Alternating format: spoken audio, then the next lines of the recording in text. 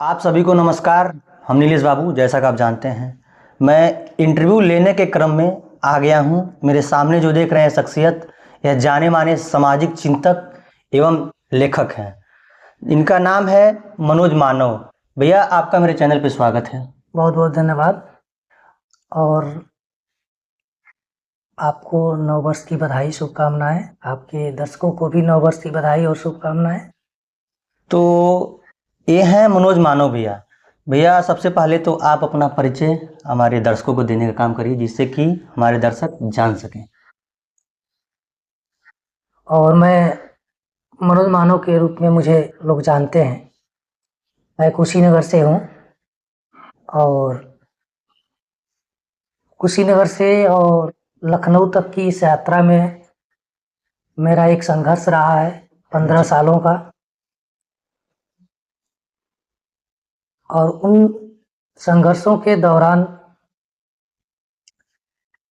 चाहे लेखन के माध्यम से, चाहे सामाजिक चिंतन के माध्यम से, हम कुशीनगर और प्रदेश की राजनीति में, समाज में सक्रिय होकर के लगातार हम काम कर रहे हैं और यही मेरा परिचय है। तो आपने इनका परिचय सुना। यह लगभग यहाँ लखनऊ की धरती पर, सोचिए, अपने कुशीनगर जिले से लगभग 18 वर्ष हो गया इनको लखनऊ रह करके सामाजिक चेतना को अपने लेखन के माध्यम से लोगों तक पहुंचाने का काम करते हैं। तो भैया, मेरा आपसे पहला सवाल यह है कि आप जो सामाजिक चेतना को लेकर चल रहे हैं, यह आपके मन में विचार कहाँ से उत्पन्न हुआ कि सामाजिक चीज़ों को अपने लेखन के माध्यम से, अपने बात के माध्यम से उठाने का काम करते हैं? देखिए कि जो परिस्थितियां होती हैं जी वो व्यक्ति को अवसर देती हैं। जी वह अवसर सकारात्मक भी होता है और नकारात्मक भी होता है। जी हम लोग जिस परिवार से निकले जी और जिस परिवेश में पले बढ़े, जी ऐसी परिस्थितियां रही जी कि जहां विवशताएं ज्यादा थी, जी जहां अभाव था जीवन में। जी ये जो विवशताएं थी, ये जो अभाव था, जी जो हम करना चाहते थे, जी दूसरों के जैसे हम लोगों को भी सुविधाएं वो मिले जो हम चाहते थे। कहीं ना कहीं इसकी एक पीड़ा थी जी मन के अंदर। एक तरफ शिक्षा लेने का काम कर रहे थे, जी वहीं ये हर पल ये सवाल भी था मन में जी कि हम जैसे परिवारों के जो लोग हैं, जो बच्चे हैं, जी आखिर इस अव्यवस्था के शिकार क्यों हैं। जी तो वहां से हमारे मन में विचार आया कि कैरियर तो हमारा पढ़ाई करके और नौकरी भी हो सकता है, जी लेकिन हम यदि अपने लिए कर रहे हैं, जी ठीक है, अपने लिए भी करना जरूरी है, जी लेकिन एक जो बड़े पैमाने पर जो हम जैसे मिडिल क्लास परिवारों की, जी उससे भी नीचे जो तबके के जो लोग हैं, जी उन परिवारों की जो अपनी समस्याएं हैं, उन युवाओं के जो अपने भविष्य हैं, जी तो क्या वो भी हमेशा हमेशा के लिए इसी परिस्थितियों से गुजरते रहेंगे? जी तो इसका भी तो समाधान होना चाहिए। जी बिल्कुल। तो इसी विषय को लक्ष्य लेकर के हमेशा से मेरा एक सोच रहा, जी मेरा अपना एक कार्य रहा, और उसी सोच को, उसी कार्य को आगे बढ़ाते हुए मैंने अपने लेखनी के माध्यम से, जी सेवा के माध्यम से, जी सहयोग के माध्यम से जी मैं लगातार कुशीनगर से लेकर के लखनऊ तक, और जी लखनऊ में लगभग जो है 45 से 50 जनपदों में जी मैं लगातार युवाओं के बीच में मैं सक्रिय हूँ। जी और जहाँ भी मैं रहा, जी जिनके भी साथ रहा, जी वहाँ जहाँ भी हो सकता है मुझे आगे बढ़ाने के लिए, दूसरे किसी को मदद करने के लिए जी मैं लगातार उस पर काम कर रहा हूँ। जी और मेरे ही कार्यों का ये नतीजा है कि आज जी लगातार 10-12 सालों से जी चाहे वो कुशीनगर से सिद्धार्थनगर की बात करिए, गोरखपुर की बात करिए, देवरिया, महाराजगंज, मऊ, बलिया, आजमगढ़ की बात करिए, जी चाहे प्रयागराज की बात करिए, लखनऊ, बाराबंकी, गोंडा, बहराइच, जी श्रावस्ती या लखीमपुर खीरी, कन्नौज, बाराबंकी या जी फर्रुखाबाद, इटावा, मैनपुरी, आगरा।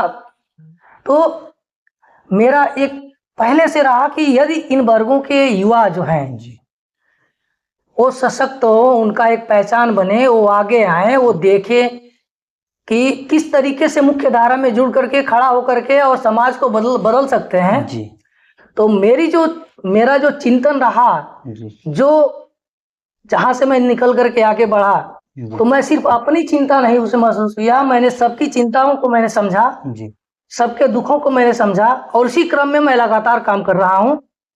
और यही जो मेरे कार्य हैं, मेरे लेखनी में भी हैं, जी यही मेरे कार्य में भी हैं, यही मेरे व्यवहार में भी हैं। जी। तो जैसा कि आपने देखा, बहुत से व्यक्ति को मैं देखता हूं कि अपना काम उनका अगर निजी काम हो जाता है तो दूसरे की चिंता करना वो छोड़ देते हैं। जैसा कि आपने भैया के बारे में सुना, ये अपने काम को लेकर के भी एक्टिव रहे और इसके साथ साथ इन तमाम जनपदों के लोगों को आगे बढ़ाने का काम किए। भैया, मेरा आपसे दूसरा सवाल यह है कि सामाजिक चिंतन में युवाओं को क्या अहम रोल हो सकता है, जरा ये मेरे दर्शकों को बताने का प्रयास करिए। देखिए, जो युवा है जी वो वर्तमान है, जी और जो युवा वर्तमान है जी आज का, जी और वही वर्तमान भूत से सीख करके और भविष्य का निर्माण कर सकता है। जी जब हम युवाओं की बात करते हैं जी तो हम वर्तमान की बात करते हैं। जी जब हम युवाओं की बात करते हैं जी तो वर्तमान में चल रही परिस्थितियों की बात करते हैं। जब हम युवाओं की बात करते हैं तो वर्तमान में चल रही परिस्थितियों से वो अनुकूल है या प्रतिकूल है, जी उसको भी हम समझने की, उसके प्रति जवाबदेही की बात हम करते हैं। जी क्योंकि हम भूतकाल से चीजों को सीख करके और भविष्य, अपने लिए एक भविष्य बनाने जा रहे हैं, देश के लिए भविष्य बनाने जा रहे हैं। जी तो युवाओं के ऊपर ही सारी जिम्मेदारी इसलिए होती है जी कि अब तक क्या चलता रहा जी वो तो उनके पीछे के लोग करते ही आए। जी अब उनको इस कार्मा को लेकर के आगे बढ़ाना है, जी अपने भविष्य के लिए और सुनहले वर्तमान के रूप में आगे बढ़ना है। आगे बढ़ाना है। जी तो युवाओं के लिए युवा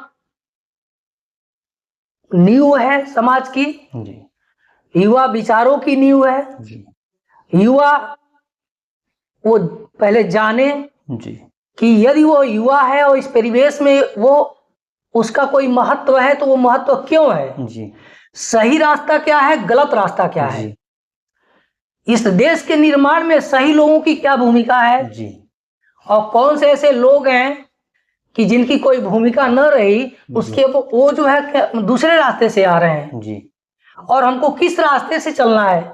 जी हमको शहीद आजम भगत सिंह जैसे लोग जो है अपने सुनहले वर्तमान को छोड़ करके और फांसी के तख्ते पर चढ़ गए जी आज के युवाओं के भविष्य के लिए, जी आज वर्तमान भारत के लिए, जी लेकिन उनके नामों की कोई चर्चा नहीं है। जी उनको जिस दिन शहादत दिवस रहेगा उनको याद कर लिया जाएगा, जी फिर उनको जो है युवाओं के भाषण में उपयोग किया जाएगा। जी लेकिन उनकी क्या विचारधारा थी, वो क्या सोच से फांसी पर चढ़ गए जी और खुशी खुशी फांसी पर झूले, जी तो उनके क्या सोच थे वो युवाओं को समझना चाहिए। जी वहां से युवा अपना अनुभव ले सकते हैं, वहां से लेकर के वो वर्तमान को मजबूत करें, भविष्य को मजबूत करें। जी। तो जैसा कि आपने देखा, मनोज भैया ने बताया कि युवा ही वर्तमान है, युवा ही भूत है, युवा ही भविष्य है। तो इन्होंने बताया कि शहीद भगत सिंह के बारे में, तो सही बात है, बहुत से लोग राजनीतिक परिवेश में उनके नाम को लेकर के जो कहा जाए वोट बैंक बटोरने का काम करते हैं, और उनका जब शहादत दिवस आता है तब उनको याद करते हैं। तो हम जैसे और तमाम युवाओं को उनके बताए गए मार्गों पे चलना चाहिए, जिससे कि हमारे देश में बदलाव हो सके। भैया, तीसरा सवाल आपसे यह है कि यह जो सामाजिक चेतना में आप आगे आए हैं, लेखनी का काम कर रहे हैं, यह सब चीज़ें आपको आप किन से प्रेरित हुए, यह जरा बताने का प्रयास करिए। देखिए, एक परिवेश रहा। जी मैं कुशीनगर से, चूंकि मेरा गृह जनपद है, जी मैं भले लखनऊ में रह रहा हूँ, जी और वहाँ की परिस्थितियाँ थोड़ी सी असामान्य है। जी असामान्य कैसे है कि बहुसंख्यक आबादी है कुशीनगर में, जी लेकिन बहुसंख्यक आबादी का 1% हिस्सा भी जी नेतृत्व में नहीं है कुशीनगर में। जी, सही बात है। चाहे वो दलित हो, चाहे पिछड़े हो, चाहे आप इनसे शोषित हो या पीड़ित हो, जी इन वर्गों का कोई मजबूत आवाज कुशीनगर में नहीं है। जी इन वर्गों के लिए कोई ऐसा मजबूत नेतृत्व नहीं है जी कि जो उनको यदि कहीं सताया जा रहा हो, दबाया जा रहा हो, तो उसको बचा सके, उनकी आवाज को उठा सके। जी तो ऐसी परिस्थितियां हैं कुशीनगर में, जी आज भी विद्यमान है। जी आज से 20 साल पहले कैसी परिस्थितियां रही होंगी, आप समझ सकते हैं। जी जी आज के 20 साल पहले तो इससे भी दयनीय परिस्थितियां थी। जी आज तो इन वर्गों के लोग प्रधान बन रहे हैं, बीडीसी बन रहे हैं, जिला पंचायत सदस्य बन रहे हैं, जी अन्य पार्टियों के लोग पूछ रहे हैं। पहले तो था कि चलो गाली दे करके ही सही, लेकिन उसी को वोट दे दिया जाए, जी कोई चेतना नहीं थी। जी और आज क्या परिवर्तन हुआ? आज परिवर्तन हुआ कि यदि वो व्यक्ति ओबीसी और एससी का है, यदि उपयोग करने लायक है, यदि उसके साथ वो प्रभावशाली है, जी तो उसको साथ ले लिया जाए। जी साथ लेकर के अपना जो है उद्देश्य है वो उसको साध लिया जाए। आज की राजनीति, वर्तमान राजनीति ये है। जी लेकिन इससे कहीं भी कोई परिवर्तन होने के दूर दूर तक आसार नहीं दिख रहे हैं। जी कुशीनगर जैसे क्षेत्र में 20 साल पहले जी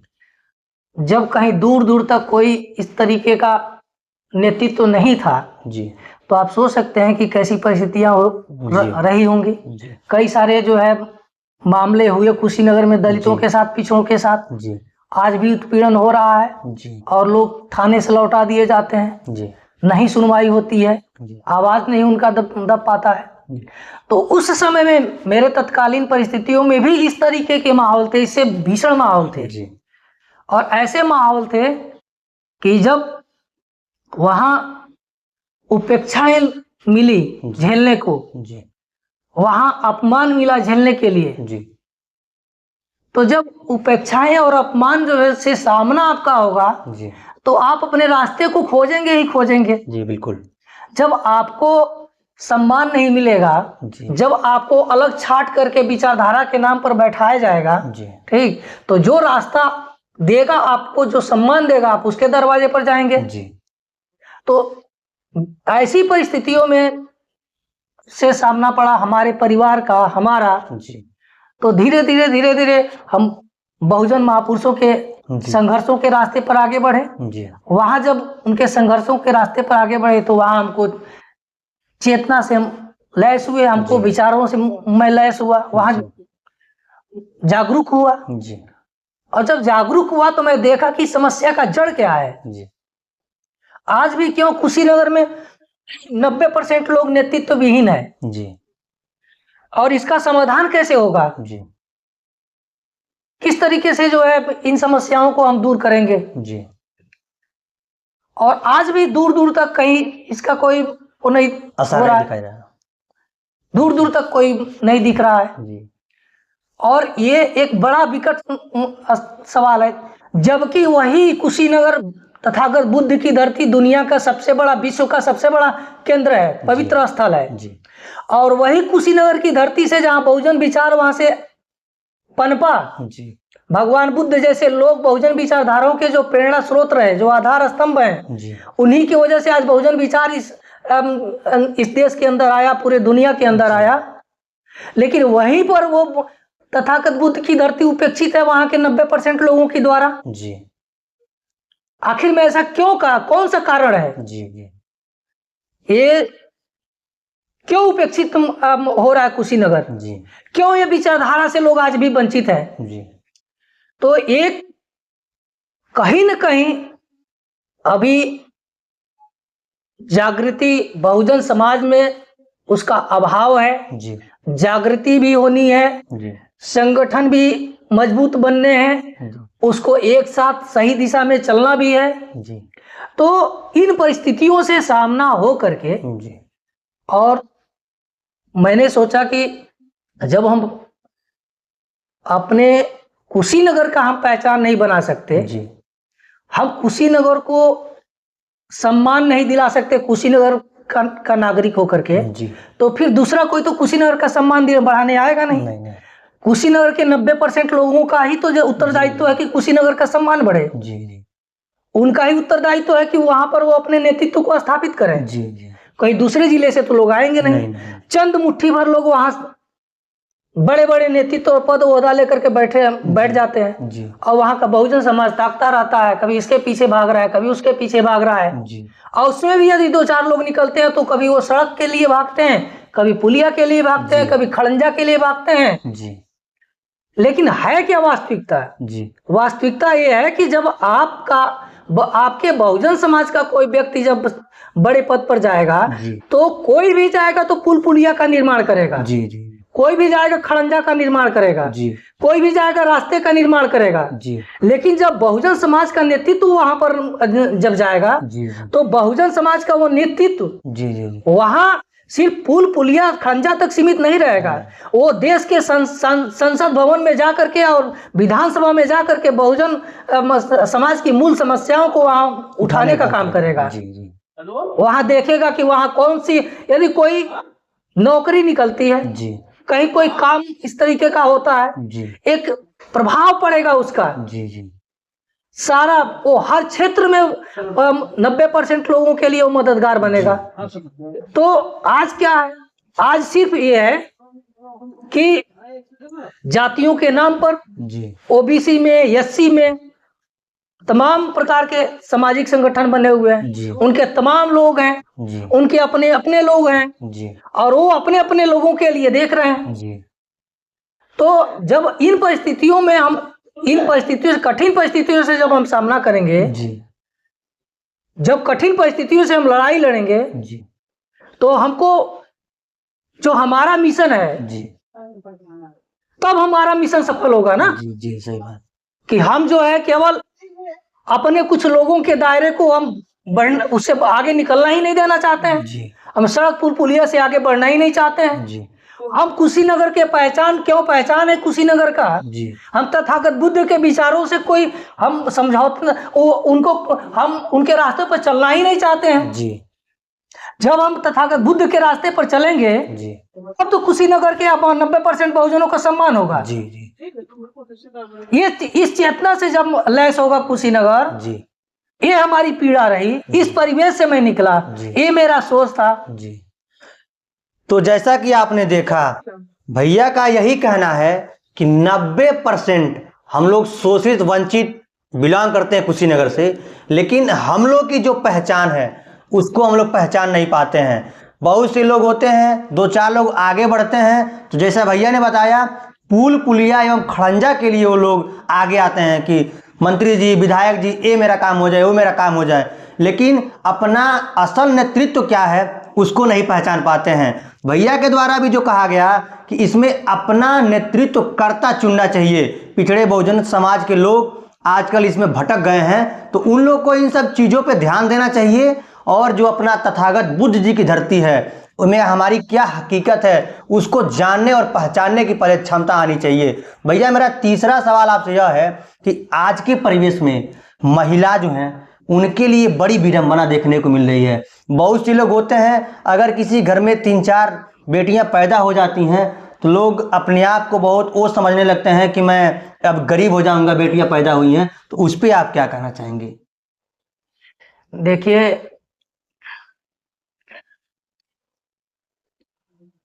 बेटियों का के पैदा होने से और नहीं होने से गरीबी का कोई संबंध नहीं है। जी ठीक है, किसी परिवार में 10 बेटियां पैदा हो जाएं, जी ठीक, 2 बेटियां किसी परिवार में पैदा हो जाएं, जी किसी में एक परिवार में पैदा हो जाए, जी इसका गरीबी से कोई कनेक्शन नहीं है। जी गरीबी का कनेक्शन किससे है कि हमको, आपको, दलित समाज को, बहुजन समाज को, ओबीसी समाज को जी अवसर कितना मिल रहा है आगे बढ़ने के लिए। जी जब हमारे पास अवसर मिलेगा जी तो हम 2 बेटियां पैदा कर लेंगे, तीसरी भी पैदा कर लेंगे। जी हमारे पास 3 बेटियां 3 नहीं 4 बेटियां हो जाएं, जी। 5वीं भी, यदि मैं बच्चे की चाहत में, बेटे की चाहत में लोग बेटियां पैदा करते हैं, जी 5वीं बेटियां भी पैदा हो जाएं, जी जी तभी वो भ्रूण हत्या नहीं कराने जी चाहेंगे। जी लेकिन हमारे पास अवसर तो रहे। जी जब दलितों पिछड़ों के पास अवसर रहेगा नहीं, जी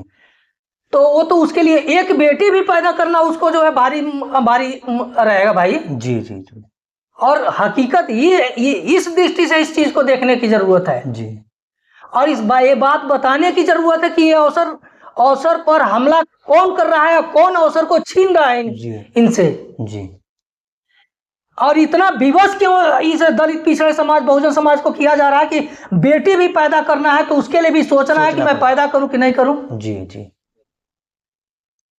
बोलिए। जी सही बात है। आप इस स्तर पर इस समाज को लेकर के इस देश के अंदर पहुंचा दिए हैं। जी इससे बड़ा मतलब नीचे गिरने का तो कोई स्तर ही नहीं बचता है बहुजन समाज के लिए कि वो उसको इतना सोचना पड़े कि हम बेटी पैदा करें कि ना पैदा करें। जी तो फिर इस देश में रहने का, देश हमारा क्या है? जी जी बोलिए। जी हम इस देश के नागरिक हैं, इस देश पर बराबर का हिस्सेदारी है, बराबर का इस देश पर अधिकार है हमारा। जी जी ये हमारा संविधान है, हमको बराबरी का अधिकार देता है। जी हमारी आप इतना विवश हमको बना देंगे कि हमको बेटी पैदा करने के लिए हमको सोचना पड़ेगा कि हम 2 पैदा करें कि 3 पैदा, अब बेटी पैदा करें कि नहीं करें। जी जी ये सिस्टम क्यों ऐसा है? जी और ये सिस्टम इसलिए ऐसा है कि जब आप सड़क, पुल, पुलिया, खड़ंजा पर केवल सोचते रहेंगे तो जिनके साथ ऊपर बैठा हुआ जो सिस्टम है वो तो आपको दबाने का काम करेगा ही करेगा। जी जी जी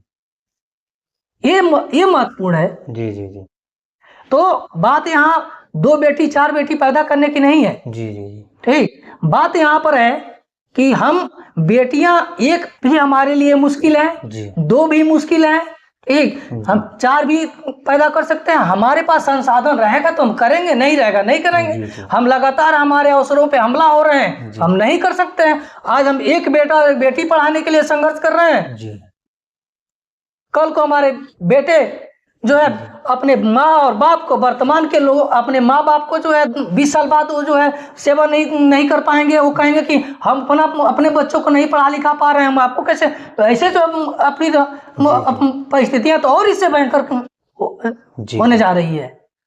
तो जैसा कि आपने देखा, इन तमाम सामाजिक चिंतन पे भैया से बात हुआ, मनोज भैया से, और बहुत से बड़ी बात इस चंद लाइनों में भैया ने बताने का काम किया कि आजकल हमारे पिछड़े बहुजन समाज के हकों को मारा जा रहा है, वाकई में मारा जा रहा है। मैं भी इसका समर्थन करता हूं, मैं भी देखता हूं, मुझे बहुत कष्ट होती है, लेकिन आदमी कर तो क्या सकता है। और दूसरी बात यह है कि यदि आजादी के बाद से इस समय तक यदि महिलाओं का कोई स्वरूप बदला है जी और आजादी के पहले उनकी क्या स्थिति थी, ये सब लोग जानते हैं। जी जी जी आजादी के पहले महिलाओं का क्या स्तर था, जी जी उनके साथ क्या क्या परंपराएं होती थी, ये सब लोग जानते हैं, समाज के लोग जानते हैं। जी लेकिन वही महिलाएं आजादी से पहले जिनके साथ अत्याचार होते थे, जी जी जिनके साथ भेदभाव होता था, पढ़ने नहीं दिया जाता था, पढ़ने लिखने का अधिकार नहीं था, जी जी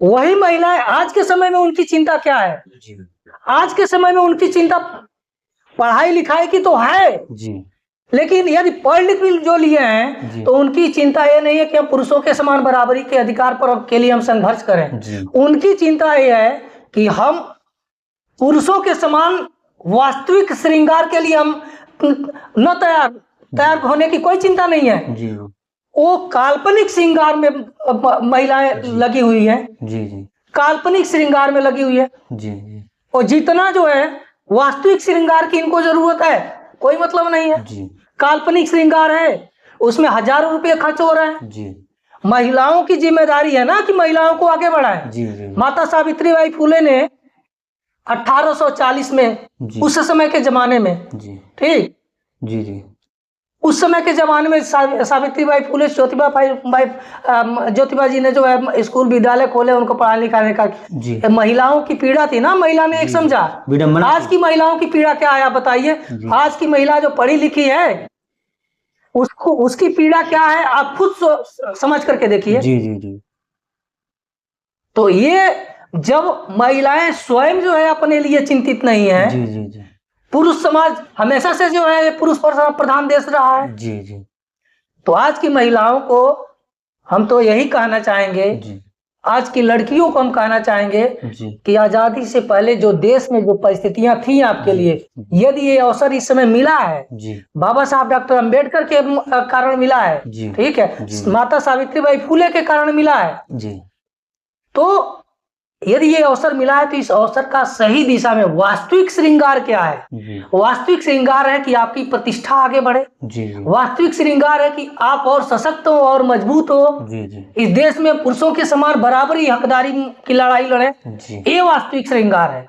और इसके लिए आप आगे आइए जी मैं यही महिलाओं के लिए कहना चाहूंगा तो जैसा देख सकते हैं इन तमाम बहुत बड़ी बड़ी बातों को हम लोगों ने इस वीडियो में बताने का प्रयास किया है सबसे बड़ी बात है अगर महिला अपने हक अधिकार के लिए नहीं लड़ेंगी तो कब तक भाई पुरुष उनके लिए आगे आएगा क्योंकि अगर हमें अपना हक अधिकार लेना है तो सबसे पहले हमको आगे आना चाहिए तो भैया आपने मेरे साथ इतना समय दिया इसके लिए आपका दिल के गहराइयों से धन्यवाद देता हूं और आपको यह मनोज मानव भैया के साथ यह इंटरव्यू वीडियो कैसा लगा कमेंट करिएगा एवं अच्छा लगे तो मेरे फेसबुक पेज को फॉलो एवं यूट्यूब चैनल को सब्सक्राइब करिएगा धन्यवाद नमस्कार।